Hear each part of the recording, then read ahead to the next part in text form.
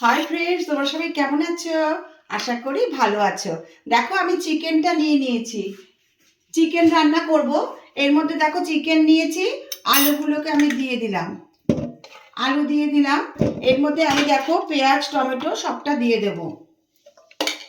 এগুলো দিয়ে আমি সমস্তটা ম্যারিনেট করে নেব, বুঝলে বন্ধুরা। এবারে দেব আমি দেখো আদা বাটা, রসুন বাটা, রসুন বাটাটা দিয়ে দিলাম আমি। আচ্ছা, এবারে মশলাগুলো দিয়ে দেবো একে একে। দেখো ধনে জিরের গুঁড়ো দিলাম। এবারে দেব হলুদ দেব, পরিমাণ মতন হলুদ দিয়ে দিলাম। হ্যাঁ, এবারে দেব লঙ্কার গুঁড়ো আর গরম মশলা। এগুলো দিয়ে আমি পুরোটাকে মাখিয়ে নেব। স্বাদ মতো লবণ দিয়ে দেবো, স্বাদ মতো লবণও দিয়ে দিচ্ছি। দেখো এবারে আমি এটা ভালো করে ম্যারিনেট করে নিয়ে চিকেনটা রান্না করব। তোমাদের কি রান্না হয়ে গেল বন্ধুরা? আমার অনেক অনেক ভালোবাসা নিয়েও চলো আমি এটাকে মাখিয়ে নিয়ে রান্নাটা শুরু করে দিই।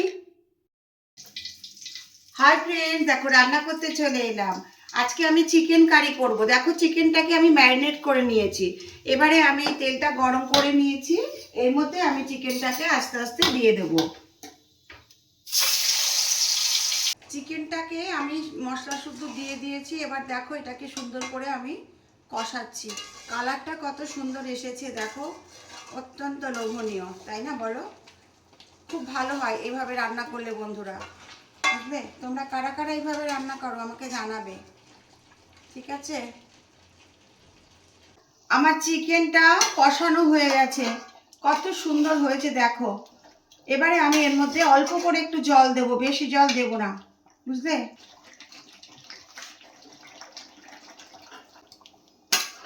আর জল দেব না, এটাই আমার ভালো করে হলে রান্নাটা কমপ্লিট হয়ে যাবে। তোমরা কারা কারা চিকেন খেতে ভালোবাসো? এইরকম চিকেন একদম ড্রাই কষাটা ভালো লাগে তোমাদের বলো?